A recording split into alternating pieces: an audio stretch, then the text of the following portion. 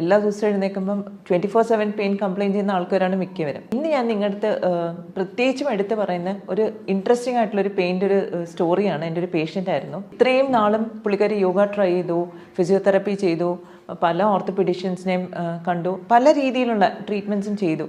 പക്ഷേ ഈ പെയിൻ അങ്ങോട്ട് മാറുന്നില്ല. ഒരു പൊസിഷനിൽ കുറച്ച് നേരം ഇരുന്ന് കഴിയുമ്പോഴത്തേക്ക് വളരെ കടുത്ത പെയിൻ വരുന്നു.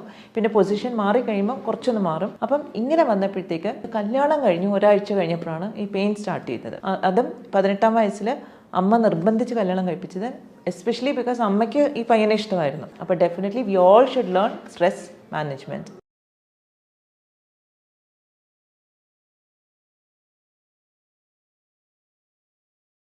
ഹലോ ഫ്രണ്ട്സ്, ഞാൻ doctor Trishna, medical director and chief physician, Samatvam wellness, Trivandrum.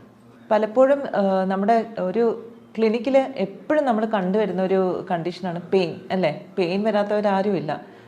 എല്ലാ ദിവസവും എഴുന്നേൽക്കുമ്പം 24/7 പെയിൻ കംപ്ലയിൻറ്റ് ചെയ്യുന്ന ആൾക്കാരാണ് മിക്കവരും. പക്ഷേ ഈ വേദനയുടെ റീസൺ എന്താണ്? എന്തുകൊണ്ടാണ് നമുക്ക് വേദന വരുന്നത് ശരീരത്തിൽ? പലപ്പോഴും നമ്മൾ വിചാരിക്കുന്നത് വെച്ചാൽ ഒരു മസിൽ പെയിൻ ആയിരിക്കും, എന്തെങ്കിലും ഒരു ബാം തടകി അല്ലെങ്കിൽ ഒരു കുഴമ്പ് തേച്ചു, ഇത് മാറി. പക്ഷേ പെയിൻ എന്ന് പറയുന്നത് ഇറ്റ്സ് എ സിംറ്റം, ഒരു അണ്ടർലൈങ് ഒരു കണ്ടീഷൻ്റെ സിംറ്റമാണ് പെയിൻ. അപ്പോൾ അത് തലവേദനയാകാം, മുട്ടുവേദനയാവാം, നടുവേദനയാകാം, ചെസ്റ്റ് പെയിൻ ആകാം. It can be anywhere in the body, അല്ലേ? അപ്പോൾ ഇന്ന് ഞാൻ നിങ്ങളുടെ അടുത്ത് പ്രത്യേകിച്ചും എടുത്ത് പറയുന്ന ഒരു ഇൻട്രസ്റ്റിംഗ് ആയിട്ടുള്ളൊരു പെയിൻ്റെ ഒരു സ്റ്റോറിയാണ്. എൻ്റെ ഒരു പേഷ്യൻ്റ് ആയിരുന്നു. പുള്ളിക്കാരി 30 വർഷമായിട്ട് വളരെ സിവിയർ ബാക്ക് പെയിൻ അനുഭവിച്ചുകൊണ്ടിരിക്കുമായിരുന്നു എൻ്റെ അടുത്ത് വന്നപ്പോൾ. അപ്പം ഇത്രയും നാളും പുള്ളിക്കാരി യോഗ ട്രൈ ചെയ്തു, ഫിസിയോതെറപ്പി ചെയ്തു, പല ഓർത്തോപീഡിഷ്യൻസിനെയും കണ്ടു, പല രീതിയിലുള്ള ട്രീറ്റ്മെൻറ്റ്സും ചെയ്തു. പക്ഷേ ഈ പെയിൻ അങ്ങോട്ട് മാറുന്നില്ല. അപ്പം എന്താണ് ഈ പെയിൻ്റെ കാരണമെന്ന് നമ്മളൊന്ന് കണ്ടുപിടിക്കണം. കാരണം നമ്മൾ എക്സ്റേ ഒക്കെ നോക്കി, MRI, ഒന്നിലും ചേഞ്ചസ് ഒന്നുമില്ല, everything is normal. Only thing what she was complaining is severe pain. ഒരു പൊസിഷനിൽ കുറച്ച് നേരം ഇരുന്ന് കഴിയുമ്പോഴത്തേക്ക് വളരെ കടുത്ത പെയിൻ വരുന്നു. പിന്നെ പൊസിഷൻ മാറി കഴിയുമ്പോൾ കുറച്ചൊന്ന് മാറും. അപ്പം ഡെഫിനറ്റ്ലി പൊസിഷൻ എന്ന് പറയുമ്പോൾ തന്നെ നമ്മൾ ആദ്യം തന്നെ സ്ട്രൈക്ക് ചെയ്യുന്ന പോസ്ചറൽ പെയിൻ ആയിരിക്കും എന്നായിരിക്കും. അതായത് ഒരു പൊസിഷനിൽ വന്ന് ട്രിഗർ ചെയ്യുന്ന പെയിൻ ആണെന്നാണ്. പക്ഷേ ഒരു മെഡിക്കൽ എക്സാമിൻ ചെയ്തപ്പോഴത്തേക്ക് മസ്കുലർ ചേഞ്ചസ് ഒന്നുമില്ല, സ്പൈനിന് ചേഞ്ചസ് ഒന്നുമില്ല. അപ്പം ഇങ്ങനെ വന്നപ്പോഴത്തേക്ക് ഞാൻ കുറച്ച് ഡീപ്പായിട്ടൊന്ന് ഒരു സൈക്യാട്രിക് അല്ല ഒരു സൈക്കോളജിക്കലി ഓറിയൻറ്റഡ് ഹിസ്റ്ററിയും കൂടെ എടുത്തു. അപ്പോഴാണ് മനസ്സിലാക്കിയത് കല്യാണം കഴിഞ്ഞു ഒരാഴ്ച കഴിഞ്ഞപ്പോഴാണ് ഈ പെയിൻ സ്റ്റാർട്ട് ചെയ്തത്. അപ്പോൾ നാച്ചുറലി അതിനു മുമ്പേ 18 വയസ്സിലുള്ള ഒരു കല്യാണം, അതിനു മുമ്പേ യാതൊരു ഹെൽത്ത് ഇഷ്യൂസും ഇല്ലാത്ത ഒരു ലേഡി കല്യാണം കഴിഞ്ഞ ഉടനെ പെയിൻ സ്റ്റാർട്ട് ചെയ്തു. And when I went deep in to the history, what I understood was that ഈ ലേഡിക്ക് ഈ കല്യാണമായിട്ട് ഒട്ടും പൊരുത്തപ്പെട്ട് പോകാൻ പറ്റിയില്ല. കാരണം 10-15 വയസ്സ് എൽഡറാണ് ഈ ഹസ്ബൻഡ്. അതും 18-ാം വയസ്സിൽ അമ്മ നിർബന്ധിച്ച് കല്യാണം കഴിപ്പിച്ചത്. എസ്പെഷ്യലി ബിക്കോസ് അമ്മയ്ക്ക് ഈ പയ്യനെ ഇഷ്ടമായിരുന്നു, അതുകൊണ്ട്. അപ്പം ഈ ഒരു നെഗറ്റീവ് ഒരു എന്താ പറയുന്ന ഒരു ലൈഫ് ഇവൻറ്റ് ജീവിതത്തിൽ വന്നതിന് ശേഷം പുള്ളിക്കാരിക്ക് അതിൻ്റെ ഒരു സ്ട്രെസ് എന്ന് പറഞ്ഞാൽ ചില്ലറയല്ല. കാരണം every day she regrets that decision. അപ്പോൾ അങ്ങനെ ഇരിക്കുക. അത് മാത്രമല്ല, ഹസ്ബൻഡും അമ്മയും തമ്മിൽ വളരെ ക്ലോസ് ആണ്. അതുകൊണ്ട് ഈ പുള്ളിക്കാരിക്ക് ഇത് വിട്ടുപോകാനും പറ്റുന്നില്ല എന്നുള്ളൊരവസ്ഥയായിരുന്നു. എനിവേ, നമ്മൾ കുറച്ച് ഡീപ്പായിട്ട് ഡ്വെൽ ചെയ്തപ്പോഴത്തേക്ക് ഇതൊരു ഫിസിക്കൽ പെയിൻ അല്ല, ഇതൊരു സൈക്കോളജിക്കൽ പെയിൻ ആണ്. അതായത് സൈക്കോസൊമാറ്റിക് ബാക്ക് പെയിൻ എന്ന് വേണമെങ്കിൽ നമുക്ക് പറയാം. നമ്മുടെ മനസ്സിലുള്ള ഒരു സ്ട്രെസ്സ് മൂലം അതിൻ്റെ ഇഫക്റ്റ് നമ്മുടെ ശരീരത്തിൽ കാണുന്നതാണ് ഈ സൈക്കോസൊമാറ്റിക് എന്ന് പറയുന്നത്. എനിക്കൊന്ന് മിക്കവർക്കും ഇങ്ങനത്തെ കണ്ടീഷൻസ് വരാറുണ്ട്. നമ്മൾ പണ്ടൊക്കെ ചില അമ്മച്ചിമാരെയൊക്കെ കണ്ടിട്ടുണ്ട്. പെട്ടെന്ന് എന്തെങ്കിലും, എനിക്കൊന്ന് ഈവൻ മൂവീസിൽ നമ്മൾ കാണാറുണ്ട്. എന്താ പറയുന്നത്, പെട്ടെന്നൊരു ന്യൂസ് കേൾക്കുമ്പോഴത്തേക്ക് തളർന്ന് വീഴുന്നു, അല്ലെങ്കിൽ ഹാർട്ട് അറ്റാക്ക് വരുന്ന all those things you know. And ഞങ്ങളൊക്കെ കുട്ടിക്കാലത്ത് വിചാരിക്കുന്നത് ഇറ്റ് വാസ് സോ ഡ്രമാറ്റിക്.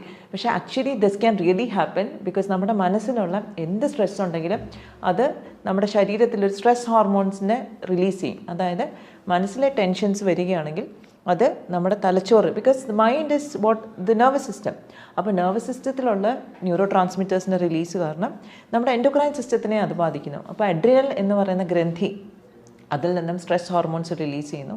ഈ സ്ട്രെസ് ഹോർമോൺസ് എന്താ ചെയ്യുന്നത്? കോർട്ടിസോൾ പോലുള്ള ഹോർമോൺസ് സ്ട്രെസ് സിമ്പത്തറ്റിക് ആക്ടിവിറ്റി, അതായത് നമ്മുടെ ശരീരത്തിലുള്ള ഓട്ടോണോമിക് നെർവസ് സിസ്റ്റം എന്ന് പറയും, ഇതിൽ സിമ്പത്തറ്റിക് നെർവസ് സിസ്റ്റത്തിൻ്റെ ആക്ടിവിറ്റി കൂട്ടുന്നു. അപ്പോൾ ഈ സിമ്പത്തറ്റിക് ആക്ടിവിറ്റിയുടെ ഒരു ഇൻട്രസ്റ്റിംഗ് ജോബ് എന്താണെന്ന് വെച്ചാൽ മസിൽസിനെ ടെൻസ്ഡ് ആക്കുക എന്നുള്ളതാണ്. അതായത് മസിൽ കോൺട്രാക്ഷൻ. ഇതെന്തിനായിരുന്നു ഡിസൈൻ ചെയ്തിരുന്നത്? പണ്ട് നമ്മൾ കാട്ടിലൊക്കെ വസിച്ചിരുന്ന സമയത്ത് നമുക്ക് ഒരു പെട്ടെന്നൊരു എന്താ പറയുക, പെട്ടെന്നൊരു ആനിമൽ നമ്മളെ അറ്റാക്ക് ചെയ്യാൻ വരുവാണെങ്കിൽ നമ്മൾ ഇതിന് റെസ്പോണ്ട് ചെയ്യണം. ഒന്നുകിൽ നമ്മൾ അങ്ങോട്ട് പയറ്റണം, അല്ലെങ്കിൽ നമ്മൾ ഓടണം.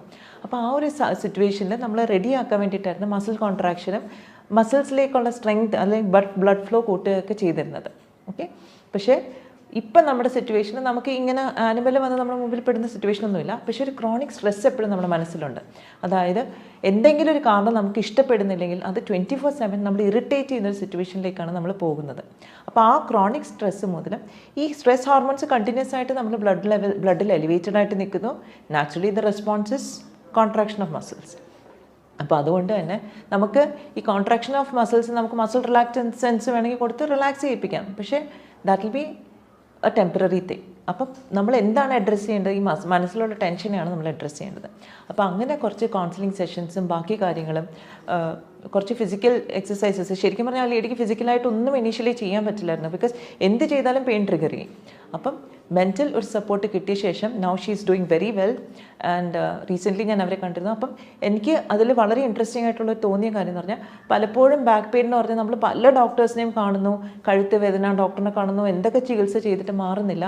പക്ഷേ definitely look in to the mental aspect. കാരണം മാനസികമായിട്ട് എന്തെങ്കിലും സംഘർഷമുണ്ടെങ്കിൽ അത് നമ്മുടെ ശരീരത്തിൽ പ്രതിഫലിക്കും. അത് വേദനയായിട്ടാകാം, വിട്ടുമാറാത്ത അസുഖങ്ങളായിട്ടാകാം. So definitely mental health is very important. അപ്പോൾ സ്ട്രെസ് മാനേജ്മെൻറ്റ് ഇതിൽ വളരെ ഇമ്പോർട്ടൻ്റ് ആണ്. സ്ട്രെസ് മാനേജ്മെൻറ്റ് എന്ന് പറയുമ്പോൾ തന്നെ നമ്മൾ വളരെ വളരെ റിസർച്ച് ബേസ്ഡ് ആയിട്ടുള്ള ടെക്നിക്സ് ഉണ്ട്. മൈൻഡ്ഫുൾനെസ് ബേസ്ഡ് ടെക്നിക്സ് ഉണ്ട്, യോഗ ബേസ്ഡ് ടെക്നിക്സ് ഉണ്ട്, പല ടെക്നിക്സ് ഉണ്ട്.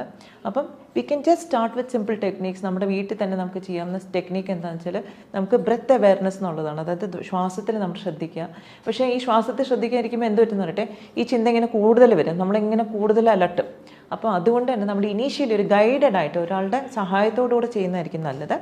ഒരു നമുക്ക് സ്വയം ചെയ്യാൻ പറ്റുന്ന ഒരു പര്യാപ്തമാകുന്നൊരു സമയം വരെ ഗൈഡഡ് ആയിട്ട് ചെയ്യുക. അതിനുശേഷം may be you will be able to do it on your own. അപ്പം ഡെഫിനറ്റ്ലി ഈ മെഡിറ്റേഷൻ പ്രാക്ടീസ് വളരെ ഇഫക്റ്റീവാണ്. അപ്പോൾ മെഡിറ്റേഷൻ നമ്മൾ പറയുമ്പോഴത്തേക്ക് നമ്മൾ വിചാരിക്കും അതിലെ മന്ത്രം ചാണ്ട് ചെയ്യുന്നുണ്ടോ? അങ്ങനെയൊന്നുമില്ല. This is very simple breath awareness. Anybody can do it, any age group people can do it. ഇത് ചെയ്യുമ്പോൾ തന്നെ നമ്മുടെ മനസ്സിൽ എന്താണ് നമ്മൾ അലട്ടുന്നത് നമുക്ക് തിരിച്ചറിയാൻ സാധിക്കും, അതിന് നമുക്ക് അഡ്രസ്സ് ചെയ്യാൻ സാധിക്കും. അതോടുകൂടെ നമ്മുടെ ഫിസിക്കൽ എയിൽമെൻറ്റ് പോലും നമുക്ക് മാറ്റാനായിട്ട് സാധിക്കും. അപ്പം ഡെഫിനറ്റായിട്ടും എനിക്കൊന്ന് കേരളീയ ജനത എല്ലാവരും ചെയ്യേണ്ട ഒരു കാര്യമാണ്. കാരണം എൻ്റെ എബ്രോഡിലുള്ള സിസ്റ്ററൊക്കെ പറയുന്നത് വെച്ചാൽ കേരളത്തിലോട്ട് വരാൻ പേടിയാണ്. Because of the crime rate and the news that is happening around us.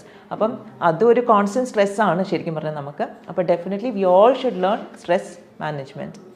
I hope this video was helpful for you. Thank you very much.